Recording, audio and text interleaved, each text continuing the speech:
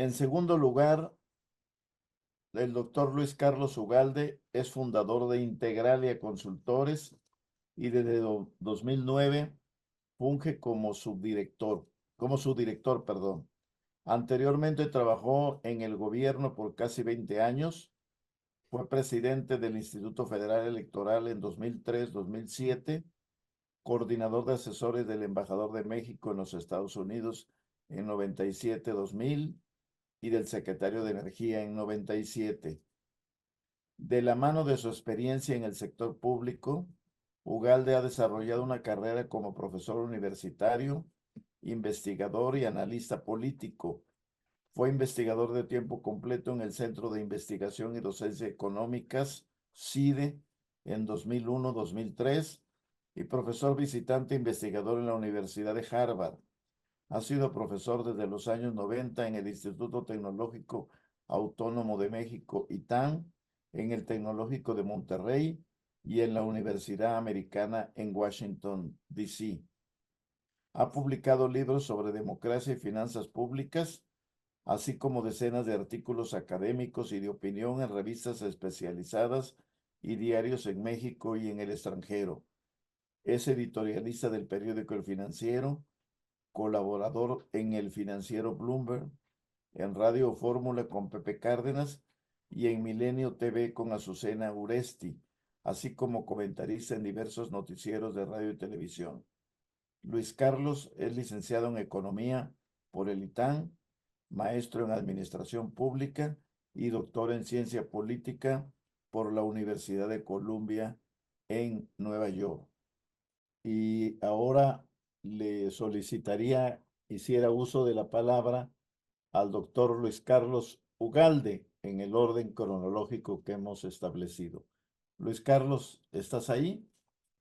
Muy buenos días, gracias por la invitación, gracias a Marcela y gracias a Arturo. Desde mi punto de vista, la integridad del sistema electoral mexicano para la elección de 2024 está agrietado, y este agrietamiento está convirtiendo a esta elección en una elección que está violando los principios constitucionales para que sea una elección equitativa y legal. Y creo yo que las autoridades electorales mexicanas, por diversas motivaciones, han sido complacientes con los infractores, han sido limitadas en su acción, han sido inoportunos, y eso está causando una afectación que claramente va a llevar a una queja, a un conflicto, a una problemática postelectoral. Y voy a mencionar tres cosas que ya han sido mencionadas por Arturo y por Fernando para ejemplificar esto. El primer tema es el intervencionismo del presidente López Obrador, y vale la pena recordar que en 2006 López Obrador, como opositor, fue quien reclamó que el presidente de la República y los servidores públicos se mantuvieran al margen de las contiendas. Él fue quien cayó al presidente Fox, le dijo, cállate chachalaca, y en su escrito de impugnación, cuando había perdido la elección, argumentó que esa intervención, que fue verbal solamente, no hubo spots, fue verbal, y fue mucho menos intensa que la del presidente actual López Obrador, argumentó que esa intervención había afectado la equidad de la contienda y que por lo tanto era uno de los argumentos de nulidad. Un año después, en 2007, como resultado de eso, en la Constitución se estableció el principio de neutralidad de los servidores públicos, y desde entonces ha sido una norma que los siguientes presidentes habían cumplido hasta López Obrador, que ha intervenido cotidianamente y de manera directa. Esto ha causado un daño irreparable. Por ejemplo, el año pasado acusó con información fiscal confidencial a la candidata opositora Xóchitl Gálvez de lavado de dinero. Además de violar el Código Fiscal, violó la Constitución, se metió en la campaña y le causó un daño porque le afectó en su percepción pública. Y esto ha sido tolerado por las autoridades. Es cierto que las autoridades no tienen un mecanismo de coacción directa sobre el presidente de la República. Pero también es cierto es que hay mecanismos que podrían ser innovadores, firmes, de mayor liderazgo, para poder decir con claridad que lo que hace el presidente no se vale y que con sus acciones está poniendo en riesgo la validez de la elección. El día de ayer el INE, nuevamente bajo el argumento de que tenía que haber una solución casuística, uno por uno, que es la que ha venido adoptando, se negó a suspender las mañaneras. Lo único que está haciendo el INE es posponer el problema, porque este argumento, si gana la candidata de Morena, este argumento va a ser usado por la oposición para pedir la nulidad de la elección. López Obrador está contribuyendo a que haya elementos para pedir que se anule la elección. Y dado que su candidata es la candidata que va arriba en las encuestas, López Obrador está afectando la validez de la elección de su candidato. Ese es el primer tema y ahora, como dijo Fernando Gesto, le corresponderá al Tribunal Electoral definir si las mañaneras se valen o no se valen para poner un alto. Simplemente se trata de despresurizar los agravios que ya existen. Y despresurizarlos significa ser sensible y atento a las peticiones de los jugadores.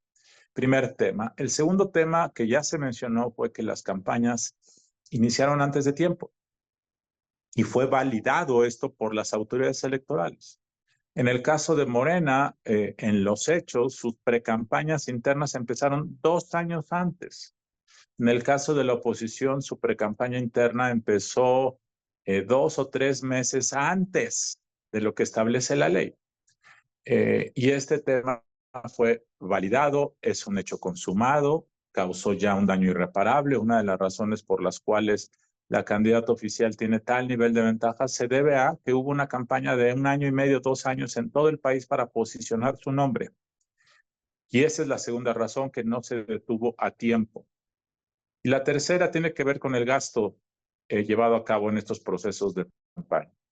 Es claro que como estos procesos de precampaña fuera de los plazos legales no se detuvieron, todo el registro de esos gastos hechos no existe y por lo tanto no puede ser considerado para ver si hubo un proceso legal en esa recaudación de fondos y en ese gasto. Y esta es una tercera causa que ya causó efecto, ya generó un daño irreparable. De tal forma que esas 3 razones creo que han hecho de que esta elección, desde mi punto de vista, sea la elección más inequitativa de la historia moderna de México y claramente al margen de diferencia o del resultado del 2 de junio, esto ya está causando un problema de agravio y un litigio que se anticipa. Eso es lo que veo. Como dijo Arturo Núñez, se vislumbra que en los órganos electorales hay una partición, hay como alineaciones de miembros más proclives a la independencia, a aplicar la ley, a si es necesario incomodar al gobierno, no importa, y otros integrantes del INE y del Tribunal Electoral más complacientes, menos dispuestos a dar la batalla. Esto siempre es así, pero hoy esto es un poco más claro. Finalmente, creo que la capacidad técnica del INE para la organización de la elección va a funcionar. Pero el problema, creo yo, ha sido de un arbitraje político. Y debo decir, cuando el presidente de un país no tiene mecanismos de autocontención democrática, no hay sistema legal que pueda ser suficiente para poner orden. Dicho de otra manera, la democracia requiere leyes, requiere autoridades, pero requiere políticos comprometidos con el cumplimiento voluntario de la ley. Eso no existe en México. Yo diría que ese es el principal problema de todo esto. Muchísimas gracias. Muchas gracias, Luis Carlos, muy amable por tu intervención.